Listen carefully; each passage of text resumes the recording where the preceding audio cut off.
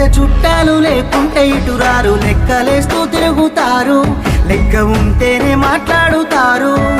నీ కాడ నీ మాట నా కాడ నా మాట దొంగ నా కొడుకులున్నారు మందిని ముంచేటి లంగలున్నారు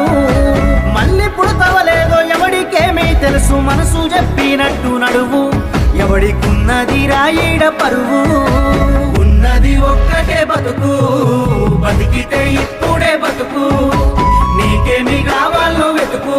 నీకు నచ్చినట్టు నువ్వు బతుకు